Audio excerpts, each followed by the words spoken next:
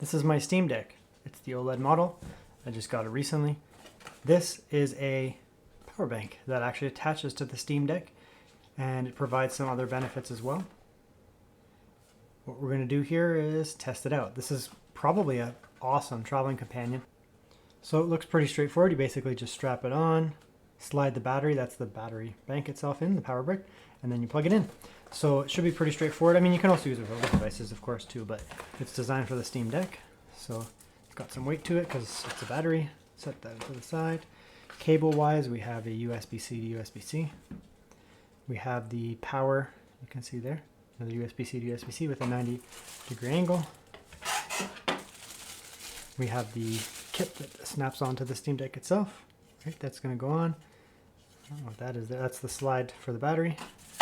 And this is the battery itself. Nice. Yeah, so it's a decent size.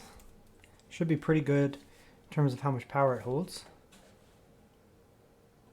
It's going to hold a ton of power. You can see there, if you can see that, I'll zoom in. 20,000 milliamp hours. That's going to be a ton of power for a Steam Deck, like legitimately.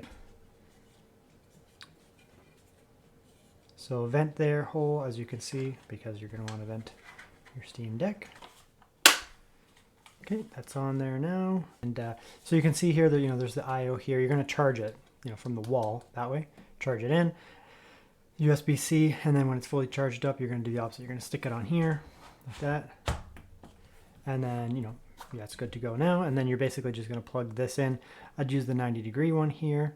This is more for charging this itself from a wall charger. So if you have like a gallium nitride charger, you just plug this into there, plug this in to here and charge it. And then once it's charged, you swap the cable back out. I mean, you could use the same one, but I'd swap it back out.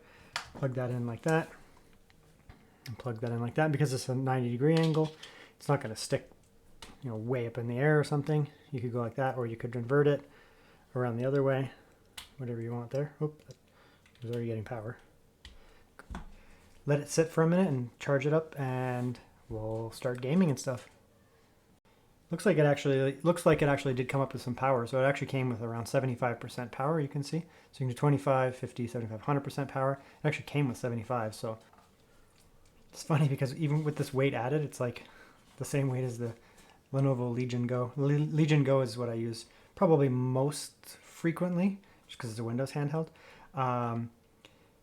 But it's heavy. It's a heavy device. This probably weighs almost the same with this power brick, which is funny. It does add a little bit of back weight to it, but I mean, you're probably going to be setting your hands on something, and it's pretty centered or so, so it doesn't feel like weird or anything like that. And you can also kind of semi-set it down, right? Because it does give a little bit of a lip there, you can see. So there's a couple different methods I could use to test how good it is and how long it lasts. I have the Steam Deck totally dead right now. I'm charging this up to full because it was only at about 75-80%, which is fine.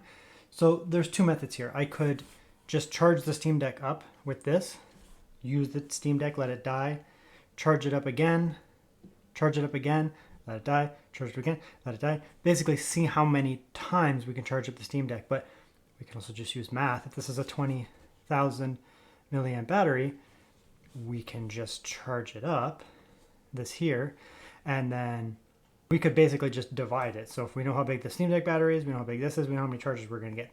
So rather than doing that, I'm going to charge them both up. This is going to be full when I'm done. This is going to be full when I'm done. And I'll just play. So I'll throw on some probably demanding games, probably a AAA game, so I'm really taxing the system. And what I'm going to do here is I'm going to see, it says it's 45 watt, so I mean it should just sustain that power the whole way through. And I'll see how long I can game for. So rather than how many full cycles can I get out of this, because I mean we can just math that. I'm going to do the opposite and just keep charging. I'm just going to do the opposite and just see how long we can play for. So it's the next day now. I started reviewing this yesterday. I did the unboxing yesterday.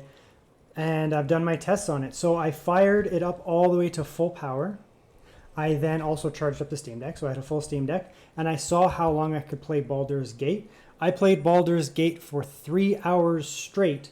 And then the battery basically on this ran out of charge. So it is enough to supply Baldur's Gate is extremely demanding. I'll just say that here. It absolutely taxes the Steam Deck. I wasn't just letting it sit too. I was especially in the city of Baldur's Gate, which is brutal. and I got 3 hours out of it. So plus whatever the actual Steam Deck has. So the Steam Deck was full. I got 3 hours out of this here. I started from basically 10:15 in the morning, and this thing ran out of charge at 1:15 in the afternoon. So it was basically exactly 3 hours out of this here. And then of course you have whatever the Steam Deck can supply. So typically in this game here, like maybe 2 hours out of the actual Steam Deck, an hour and a half in Baldur's Gate at most. It's pretty demanding.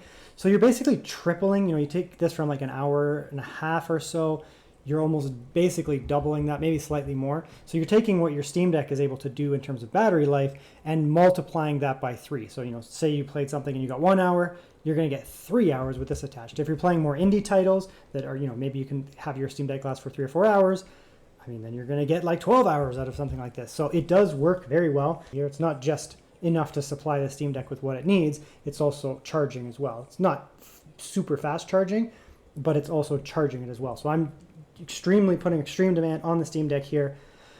It's able to supply not just enough power to keep the Steam Deck going, but it's also supplying enough power to slightly charge it as well. So fantastic, to be honest.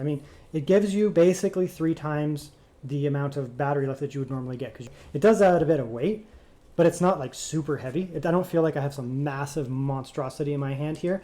You can definitely feel the weight on it, but maybe I'm just used to it. I use the Legion Go all the time, and maybe I'm just used to a heavier device, but it doesn't feel like abnormally heavy, and the weight distribution of it is good. I wasn't expecting anything weird from it. I was expecting it to work exactly as it claims to work, and if it did, then I would give it a good review, and that's what it does. I could use this thing probably for the next few months, give it a long-term feedback or something like that. From what I can tell here, it does exactly what it's designed to do, and it does it well.